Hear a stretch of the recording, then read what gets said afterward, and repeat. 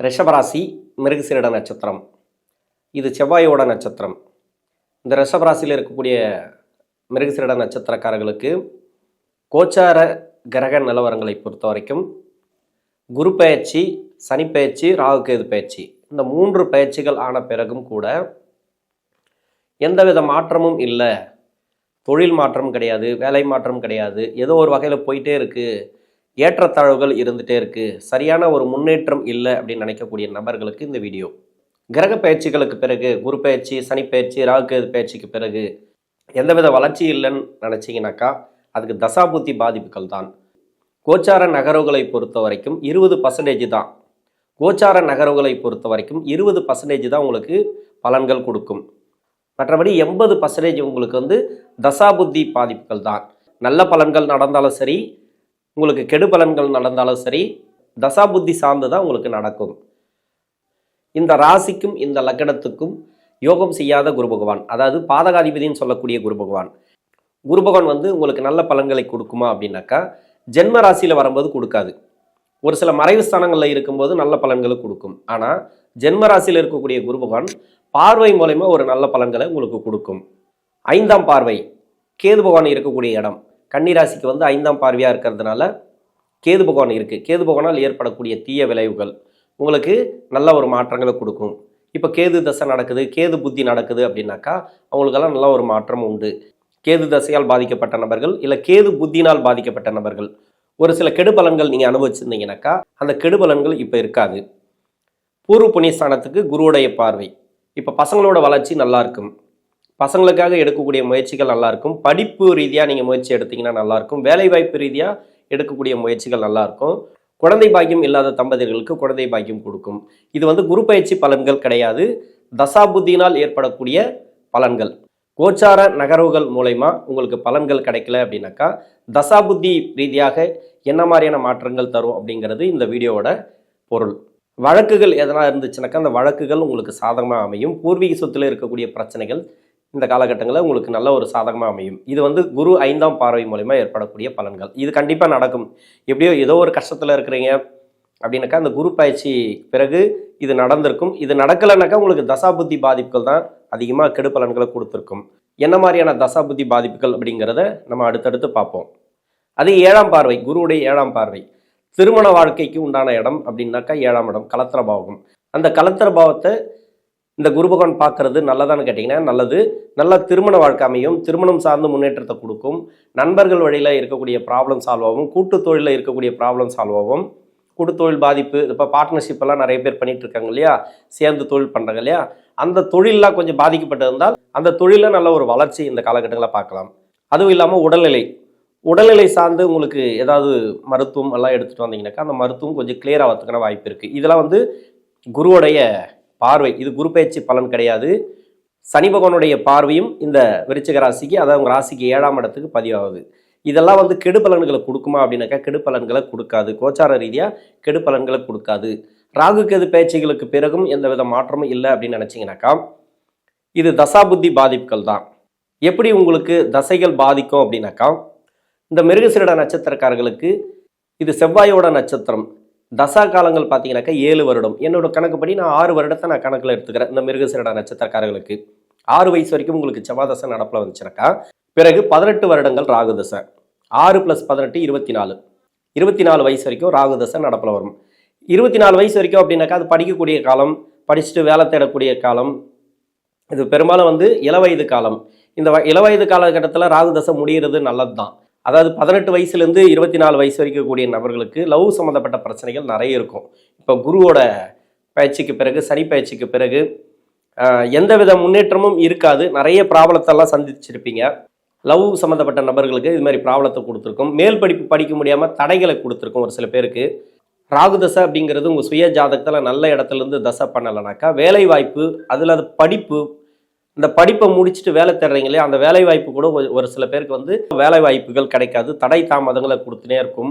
வேலை கிடைச்சாலும் அந்த வேலையில் திருப்தி இருக்காது. மன அழுத்தங்களை அதிகமாக கொடுக்கும். குறிப்பாக பெண்களுக்கு பார்த்தீங்கன்னாக்கா உடனடியான திருமணம், இந்த காலகட்டங்களில் லவ் மேரேஜ் நடக்கிறது, அதில் பிரச்சனையாகி பிரியறது, அதெல்லாம் இந்த ராகு தசையில் இருக்கக்கூடிய நபர்களுக்கு நிறைய பேருக்கு நடந்திருக்கும். இந்த 24 வயசுக்குள்ளே இருக்கக்கூடிய நபர்கள் நல்ல பலன்கள் பார்த்தீங்கன்னாக்கா நல்ல தசை நடந்துச்சுனாக்கா இந்த 2024 இந்த வருஷம் ஃபுல்லாகவே உங்களுக்கு நல்ல ஒரு பலன்கள் உண்டு. வேலை வாய்ப்பில் மாற்றம், வேலை கிடைச்சிருக்கும், பொருளாதாரத்தை கொடுத்துருக்கும், போயிட்டுருக்கு லைஃப் அப்படின்ற மாதிரி ஒரு மன அழுத்தங்களை கொடுத்துருக்கும். ஜென்ம ராசியில் இருக்கக்கூடிய குரு பகவான் மட்டுமே மன உளைச்சல்களை கொடுத்துருக்கலாம், வாய்ப்பு இருக்குது.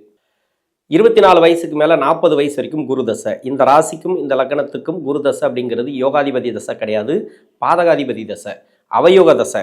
இது அவயோக தசையில் ஜென்ம ராசியில் இருக்கக்கூடிய குரு பகவான் 10ஆம் இடத்துல இருக்கக்கூடிய சனீஸ்வர பகவான் என்ன மாதிரியான பலன்களை கொடுக்கும்? இப்போ தொழிலில் ஒரு சில பேருக்கு ரொம்ப நலிவாக இருக்கும், மாற்றங்களை பெருசாக கொடுத்துருக்காது. ஏன்னா ஜென்ம ராசியில் குரு வரும்போது சரியான முடிவு எடுக்க மாட்டீங்க, நிலையான எண்ணங்கள் இருக்காது, எண்ணங்கள் மாறிக்கொண்டே இருக்கும், மன அழுத்தங்கள் அதிகமாக கொடுத்து கொண்டே இருக்கும்.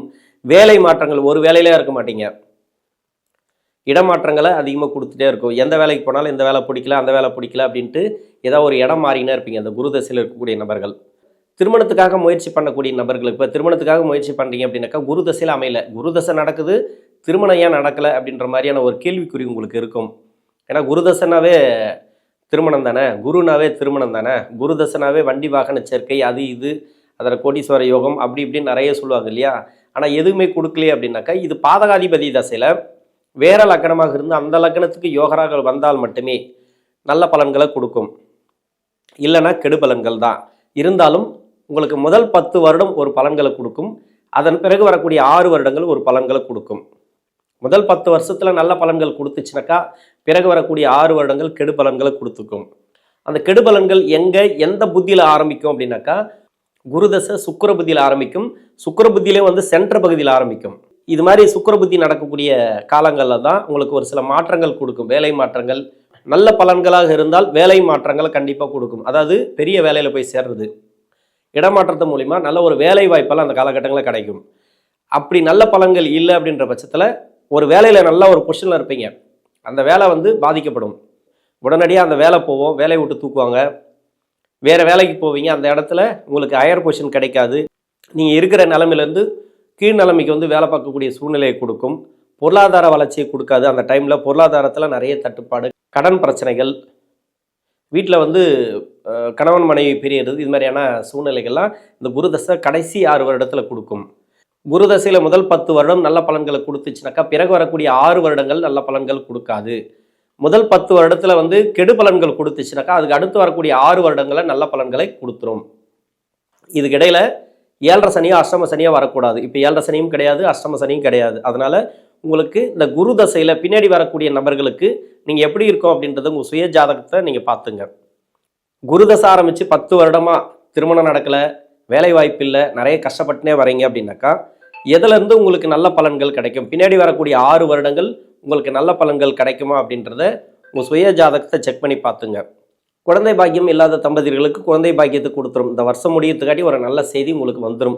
பசங்க இருந்தாங்கனாக்கா அவங்களுக்கு செலவினங்கள், சுப செலவுகள், படிப்புக்காக செலவு, அவங்களுக்கு ப்ராப்பர்ட்டிக்காக ஏதோ ஒரு செலவு, ஏதோ ஒரு வகையில் வண்டி வாகன சேர்க்கை, ஏதோ ஒரு செலவு இந்த நேரங்களில் உண்டு.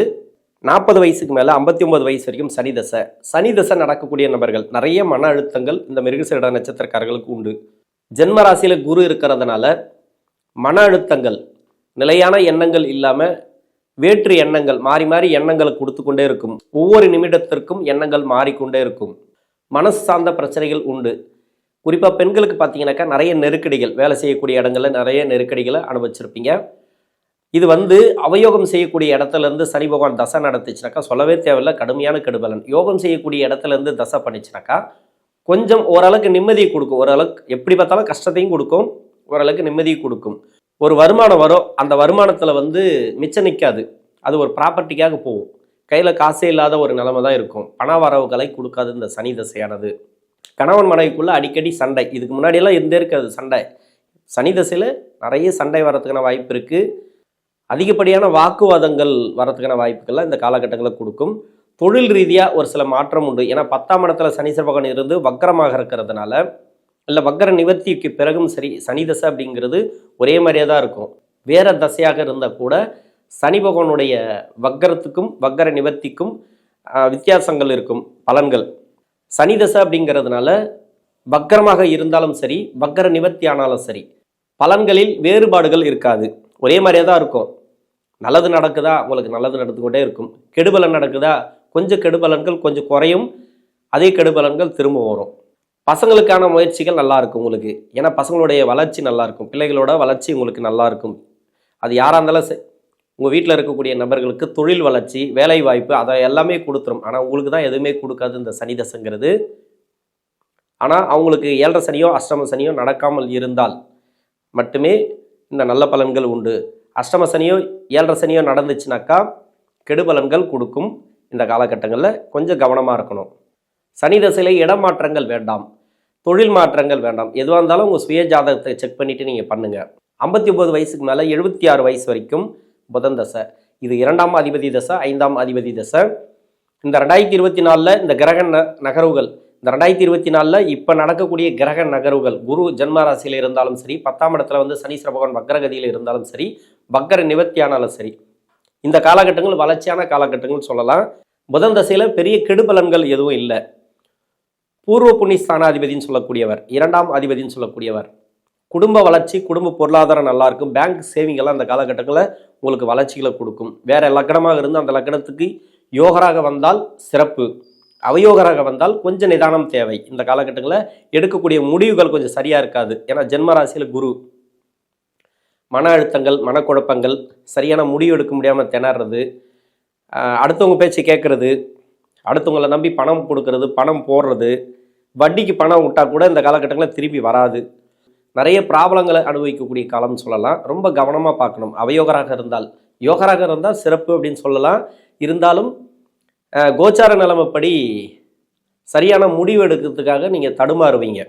இந்த தசா அப்படிங்கிறது பிள்ளைகளோட வளர்ச்சி நல்லா இருக்கும். பசங்களுக்கு தொழில் வளர்ச்சி, வேலை வாய்ப்பு எல்லாம் முன்னேற்றத்தை கொடுத்துரும். இந்த நேரங்களில் வழக்குகள் எதனா இருந்தால் சாதகமாக அமையும். இதில் வந்து பூர்வீக சொத்தில் இருந்து வந்த பிரச்சனைகள், நெருக்கடிகள் எல்லாமே உங்களுக்கு கிளியர் ஆகிறதுக்கான வாய்ப்புகள் இருக்குது. இந்த 2024 நடக்கக்கூடிய கிரக நகர்வுகளை பொறுத்த வரைக்கும் சிறப்பாக இருக்குது இந்த புதன் தசையில் இருக்கக்கூடிய நபர்களுக்கு. இதே கேது தசைக்கு எடுத்துக்கலாம். 76க்கு மேலே 83 வயசு வரைக்கும் கேது தசை அப்படின்னாக்கா, புதன் தசைக்கு என்ன மாதிரியான பலன்களை சொன்னோன்னா அத்தனை பலன்களையும் கேது தசைக்கு எடுத்துக்கலாம். உங்களுக்கு கெடுபலன்கள் அதிகமாக நடக்குது அப்படின்னாக்கா, விநாயகர் கோயில் வழிபாடு உங்களுக்கு சிறப்பை தரும். விநாயகர் கோயிலுக்கு போயிட்டு ஒரு அர்ச்சனை பண்ணிட்டு வாங்க. எதுவாக இருந்தாலும் விநாயகருக்கு போயிட்டு நீங்கள் வணங்குறது இந்த கேது தசையால் ஏற்படக்கூடிய பாதிப்புகள் உங்களுக்கு விலகும். நல்ல ஒரு மாற்றத்தை பார்க்கலாம் இந்த காலகட்டங்களில். உடல்நிலையில் கொஞ்சம் கவனம் தேவை. ஏன்னா உணவு பழக்க வழக்கங்களில் கொஞ்சம் கவனம் தேவை. வயதான காலகட்டத்தில் கேது தசை அப்படிங்கிறது உங்கள் சுய ஜாதகத்தில் சனியோட வீட்டில், சனியோட இடத்துலேருந்து தசை பண்ணிச்சுனாக்கா, சனியோட தொடர்புலேருந்து தசை பண்ணிச்சுனாக்கா உடல்நிலை பாதிப்புகளை கொடுக்கும். நோய் நொடி பிரச்சனைகள் அதெல்லாம் வரதுக்கான வாய்ப்பு இருக்குது. ரொம்ப ரொம்ப கவனமாக இருக்கணும் இந்த நேரங்களில். உணவு பழக்க வழக்கங்களில் மட்டும் கொஞ்சம் கவனமாக இருந்துட்டிங்கனாக்கா இந்த காலகட்டங்கள் சிறப்பான காலகட்டம்னு சொல்லலாம். அந்த கேது திசையில் இருக்கக்கூடிய நபர்கள். ரிஷபராசியில் இருக்கக்கூடிய மிருகசீரிட நட்சத்திரக்காரர்களுக்கு தசாபுத்தி ரீதியாக 2024 அனைத்து கிரக நகர்வுகளும் உங்களுக்கு சிறப்பான ஒரு முன்னேற்றத்தை, பொருளாதார வளர்ச்சியை கொடுக்கும். நன்றி.